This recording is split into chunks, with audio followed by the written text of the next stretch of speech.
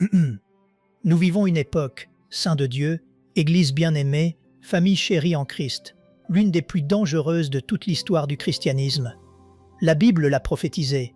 Ne nous effrayons pas, car Jésus a dit « Je vous ai dit ces choses, afin que, lorsqu'elles arriveront, vous vous souveniez que je vous les ai dites. » Jean 16, verset 4. La Bible prophétise qu'avant le retour de Jésus, et l'on me demandait l'autre jour « Selon vous, quelle est la plus grande preuve, le signe sans équivoque, que nous vivons réellement la dernière génération et que nous sommes au bord de la venue de Jésus pour enlever son Église, alors que le monde se trouve dans le chaos final ?»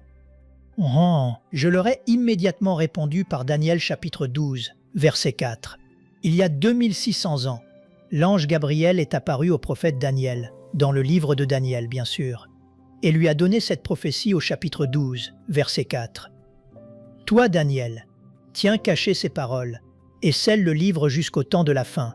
Plusieurs alors le liront, et la connaissance augmentera. » Je n'ai qu'au XXe siècle que nous sommes passés de l'âne au moteur à essence, ce qui n'était pas arrivé durant tous les siècles de l'histoire. Depuis le jardin d'Éden jusqu'au début du siècle dernier, s'est produit soudainement. Le passage au moteur à essence, la première tentative de vol, la fission nucléaire, puis, à la fin du XXe siècle, Internet, les ordinateurs, la communication par satellite, et ainsi de suite. Mais en arrivant au XXIe siècle, nous avons atteint il y a quelques années le sommet, la cime de la connaissance, là où l'on ne peut plus monter plus haut. À quoi fais-je référence? À l'intelligence artificielle. C'est le point culminant atteint par l'être humain. Et comme pour tout ce que l'homme a découvert, ou fait progresser technologiquement, génétiquement, biologiquement ou philosophiquement, l'être humain n'est pas apte à gérer ce stade lorsqu'il écarte Dieu de l'équation. Aujourd'hui, l'un des plus grands promoteurs de l'intelligence artificielle, un juif non chrétien, professeur d'histoire à l'Université hébraïque de Jérusalem et conseiller au Forum économique mondial, nommé Yuval Noah Harari, vient d'écrire un livre intitulé Homo Deus, c'est-à-dire l'homme-dieu. Il a promu l'intelligence artificielle et a conclu par ces mots. L'intelligence artificielle a commencé comme une machine, un ordinateur. Qu'est-ce qu'un ordinateur? C'est une machine dans laquelle on insère des logiciels ou des programmes. Si j'allume mon ordinateur, il ne me donnera rien pour lequel il n'a pas été programmé au préalable. C'est logique, n'est-ce pas? Si je pose des questions à mon ordinateur pour lesquelles il n'est pas programmé, il ne peut pas me répondre. Eh bien, on a maintenant inventé l'intelligence artificielle, où une machine possède toutes les encyclopédies du monde, tous les livres d'anthropologie, d'archéologie, de paléontologie, de génétique, de physique, de chirurgie, de chimie de la planète entière compilés et concentrés. Ainsi, quoi que vous lui demandiez, que ce soit la date de naissance de Napoléon ou comment changer une roue de secours sur votre voiture Volkswagen 2015 sur la route, votre téléphone, si vous avez l'intelligence artificielle, vous dirige et vous explique la marche à suivre. Aux États-Unis, des chirurgiens opèrent déjà grâce à l'intelligence artificielle, demandant comment procéder pour retirer une artère ou quel danger guette si le bistouri dévie. L'intelligence artificielle guide pas à pas les chirurgiens du cerveau, du cœur et de bien d'autres domaines. Mais cet homme, Yuval Noah Harari, a déclaré ceci. Désormais, cet appareil va surpasser l'intelligence humaine. Écoutez-moi bien, la seule différence est que cet appareil n'a pas de conscience, contrairement à nous humains, qui distinguons le bien du mal grâce à un code moral écrit par Dieu dans le cœur de chaque civilisation. Tous les êtres humains savent que tuer est mal, que voler est mal, que l'adultère est mal. Quelque chose dans notre cœur nous le dit, c'est la conscience. La Bible l'appelle ainsi. Or, Harari affirme que, puisque cet appareil va surpasser l'intelligence humaine, ces machines vont finir par acquérir une conscience. Quand j'ai lu cela, je suis resté stupéfait. De quoi parle-t-il? Comment un appareil pourrait-il développer une conscience et créer de nouvelles créatures pour surpasser la génétique humaine et engendrer une super race? Une super race parce que nous avons désormais la génétique et la technologie. Selon cet homme, si nous sommes des êtres évolués issus des animaux, nous n'avions pas évolué durant les 6000 dernières années, faute de technologie. Mais maintenant, c'est possible. Et quand nous ouvrons la Bible, dans l'Apocalypse au chapitre 13, on nous présente au verset 1 à 12 la personne de l'Antéchrist, qui surgit comme une bête de la mer Méditerranée. Mais à partir du verset 11 du même chapitre, apparaît une autre bête avec 2 cornes, appelée le faux prophète. Cet homme, qui surgira parallèlement à l'Antéchrist, sera un leader religieux et non politique. Un leader religieux doté de super pouvoirs surnaturels. Ce faux prophète sera le ministre de la propagande de l'Antéchrist. Exactement ce que fut Joseph Goebbels pour le nazisme de Hitler. Les nazis avaient découvert que si l'on contrôle les médias de masse, on peut contrôler la pensée des gens. Nous le voyons aujourd'hui avec les gouvernements. On nous sort ces histoires de recensement des téléphones portables. Ne tombez pas dans le panneau. N'avez-vous rien appris de la pandémie? On nous disait qu'il fallait se vacciner. Personnellement, même si l'on me refuse l'accès à un avion, je ne me ferai pas vacciner. Quitte à chercher un certificat, je ne laisserai pas injecter cela dans mon corps. Et s'ils veulent que j'enregistre mon téléphone pour mieux me protéger, je sais que c'est un prétexte. Je ne suis pas naïf au point de ne pas comprendre le fond de tout cela. C'est la préparation à la marque de l'Antéchrist, le contrôle de l'humanité par les gouvernements via vos appareils numériques. Il faut comprendre une chose, tout ce qui est légal n'est pas forcément moral. M'entendez-vous? Le vaccin était légal selon le gouvernement. On m'a demandé en interview, pourquoi vous opposez-vous au vaccin alors que Romains 13 dit de se soumettre aux autorités? J'ai répondu, ce n'est pas un vaccin. Je crois au vaccin contre la varicelle et autres. Mais ceci est une expérimentation génétique. Ce n'est pas moral. Mon corps est le temple du Saint-Esprit. Un médecin m'a dit un jour, « Donne-moi ton bras, je dois te vacciner. » J'ai demandé ce qu'il y avait dedans. Il a répondu, « Je ne sais pas. » Je lui ai dit, « Comment peux-tu ne pas savoir ?» Il a avoué, « Si je ne te l'administre pas, je suis renvoyé de l'hôpital. Signe ici que tu l'as reçu. » J'ai dit à ce médecin, qui était mon ami depuis des années, « Tu as vendu tes convictions professionnelles. » Les médecins prêtent le serment d'Hippocrate pour faire le bien, en violant le code de Nuremberg de 1947, qui stipule que nul ne peut être soumis à un traitement médical sans son consentement. On trahit l'humanité. C'était la première fois qu'on obligeait des enseignants, des infirmières ou des soldats à subir cela sous peine de sanction. Il y avait anguille sous roche. Tout a été révélé plus tard comme une plandémie plutôt qu'une pandémie. Tout cela pour vous faire comprendre que cet homme, doté de pouvoirs surnaturels, entrera dans le temple juif reconstruit par l'Antéchrist et y placera une image, peut-être une machine dotée d'intelligence artificielle. Apocalypse chapitre 13 dit qu'il donnera de la vie ou un esprit à cette image pour qu'elle parle. Vous avez déjà entendu parler de statues qui pleurent du sang? Miracle? Non, c'est purement satanique. Des esprits invisibles peuvent donner une apparence de vie à la matière, comme les magiciens de Pharaon dans l'Exode au chapitre 7, dont les bâtons sont devenus des serpents. Satan a le pouvoir de matérialiser l'énergie. Lisons la Bible, frères. Le pouvoir satanique qui nous entoure est immense. C'est pourquoi des millions de personnes crient au miracle sans discernement. Le véritable chrétien est celui qui possède le discernement, qui distingue le vrai du faux, comme on distingue un vrai billet d'un faux ou une montre Rolex d'une imitation. Pourtant, les chrétiens du XXIe siècle continuent de se laisser tromper. Jésus a dit dans Luc 21 que même les élus seraient séduits. Imaginez cet appareil parlant dans le temple. Ce sera un démon logé dans l'intelligence artificielle. Ils feront croire que c'est un être conscient. Ceux qui ignorent l'activité démoniaque seront séduits par milliers et accepteront la marque 666 sur le front ou la main droite. L'Antéchrist contrôlera alors le monde entier par l'économie. Nous vivons une époque difficile. Nous devons honnêtement nous demander, suis-je une imitation ou un véritable chrétien? Car selon la Bible, les églises se rempliront de faux chrétiens. Dans n'importe quelle église, il y a un mélange de vrais et de faux croyants, de loups et de brebis. Jésus a lancé l'alerte. Les églises, les librairies, les pupitres et même les séminaires théologiques seront infiltrés par des enseignants qui n'ont même pas l'Esprit Saint. Définissons le mot chrétien. Commençons par le début. Aujourd'hui, on appelle n'importe qui chrétien. Mais pour vous, il est crucial de savoir ce que cela signifie. Étymologiquement, cela vient de 2 mots, Christos, qui signifie oint, et le suffixe grec anos, qui signifie petit. Un chrétien est donc un petit oint. C'est une personne qui possède en elle quelque chose que les autres n'ont pas, car elle a compris que quelqu'un peut entrer dans sa vie pour transformer sa manière de vivre et lui donner une perspective différente. Peu importe votre dénomination, baptiste, charismatique, pentecôtiste, catholique ou presbytérienne. Si vous n'avez que l'étiquette sur la bouteille, mais que l'intérieur est vide, vous n'êtes qu'une personne religieuse.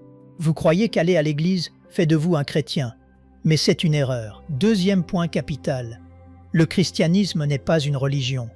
Il existe des centaines de religions, et toutes sans exception enseignent que pour atteindre le ciel, il faut faire de bonnes œuvres. Fais ceci, marche à genoux jusqu'à saigner, jeûne, donne de l'argent. Comme nous portons l'image de Dieu, nous ressentons tous le besoin de faire quelque chose de bien pour apaiser notre conscience. Par exemple, à Chicago, au début du XXe siècle, le gangster Al Capone dirigeait la mafia. Il s'est enrichi grâce à la prohibition. Cet homme pouvait mitrailler 40 policiers le dimanche soir et, le lendemain, se déguiser en Père Noël pour distribuer des bonbons aux enfants afin de se donner bonne conscience. Aujourd'hui, des politiciens ou des acteurs font des dons de 10 millions à des orphelinats, et les gens s'extasient sur leur altruisme. Mais devant Dieu, ces actions peuvent être une abomination. Le livre des Proverbes dit que le sacrifice des méchants est en horreur à l'Éternel. Qu'est-ce donc que le christianisme? C'est une vie nouvelle. C'est une nouvelle manière de vivre qui commence dès que je reçois un pouvoir qui n'est pas de ce monde. Le Saint-Esprit. Cela arrive quand je comprends que quelqu'un a payé pour mes péchés sur la croix et qu'aucune de mes œuvres ne peut m'aider à atteindre Dieu. Si l'on pouvait être sauvé par ses œuvres, pourquoi Christ serait-il mort? Jésus nous aurait simplement dit « Soyez gentils et allez à l'église le dimanche ». Si une personne se dit chrétienne, mais que sa façon de traiter son épouse, ses enfants ou ses affaires ne change pas, elle n'est que religieuse. Un véritable chrétien a une faim spirituelle, comme un nouveau-né réclame le sein de sa mère. S'il ne réclame pas, il est malade. Pierre dit dans sa première épître, au chapitre 2, « Désirez, comme des enfants nouveau-nés, le lait spirituel et pur, afin que par lui vous croissiez pour le salut. » Si vous n'avez pas ce désir de lire la Bible, d'être avec le Seigneur, vous n'êtes pas chrétien, même si vous venez à l'église. Si vous n'avez pas le désir de prier, ou si vos prières sont mécaniques comme celles d'un robot, vous n'êtes qu'une imitation. Le véritable chrétien prie toujours au nom de Jésus, car c'est par lui seul que Dieu nous écoute, et non par nos propres mérites. Voyons maintenant comment on reçoit le Saint-Esprit. Il existe une confusion entre le baptême du Saint-Esprit et la plénitude du Saint-Esprit. 1. Le baptême du Saint-Esprit n'est pas la même chose que la plénitude. Lorsque vous recevez Jésus comme Sauveur, vous recevez le baptême de l'Esprit. Vous naissez de nouveau et vous êtes régénéré. Tout cela se passe à l'instant précis de la conversion. Si quelqu'un est en Christ, il est une nouvelle créature. 2 Corinthiens 5, verset 17. Éphésiens chapitre 1 dit que nous avons été scellés du Saint-Esprit jusqu'au jour de la rédemption. L'Esprit ne quitte jamais votre vie. Cependant, nous pouvons l'attrister par un péché non confessé. C'est comme une flamme que l'on étouffe. Si vous gardez de l'amertume ou de la rancœur pendant 1 mois envers un frère, vous éteignez la puissance de l'Esprit en vous. Vous perdez alors sa direction et vous commencez à commettre des erreurs plus graves. Hébreux 12, verset 15, nous avertit de ne pas nous priver de la grâce de Dieu par l'amertume. La plénitude de l'Esprit, Éphésiens 5, verset 18, en revanche, doit être quotidienne. Ce que vous avez fait hier appartient à hier. Chaque matin, le chrétien doit s'examiner et demander à être de nouveau rempli en confessant ses fautes de la veille. Lisons Romains chapitre 6, versets 1 à 4. Que dirons-nous donc? Demeurerions-nous dans le péché, afin que la grâce abonde? Loin de là. Nous qui sommes morts au péché, comment vivrions-nous encore dans le péché? Ignorez-vous que nous tous qui avons été baptisés en Jésus-Christ, c'est en sa mort que nous avons été baptisés? Le mot baptême signifie être identifié, amalgamé avec quelque chose. Si je plonge un morceau de bois dans un pot de peinture, il ressort transformé. Être baptisé en Christ, c'est être fusionné avec lui. L'Église est son corps, il en est la tête. Persécuter un chrétien, c'est attaquer Jésus lui-même. Dans les Actes au chapitre 9, Paul, qui s'appelait encore Saül, persécutait les chrétiens. Sur le chemin de Damas, une lumière l'a jeté à terre et une voix lui a dit « Je suis Jésus que tu persécutes ». Jésus s'identifiait totalement à ses disciples. Le baptême d'eau est la représentation publique de cette réalité. Nous mourons au monde et nous ressuscitons en nouveauté de vie avec la nature du second Adam, qui est Jésus. Positionnellement, nous sommes déjà assis dans les lieux célestes, Éphésiens 2. Mais pratiquement, nous traversons encore un désert.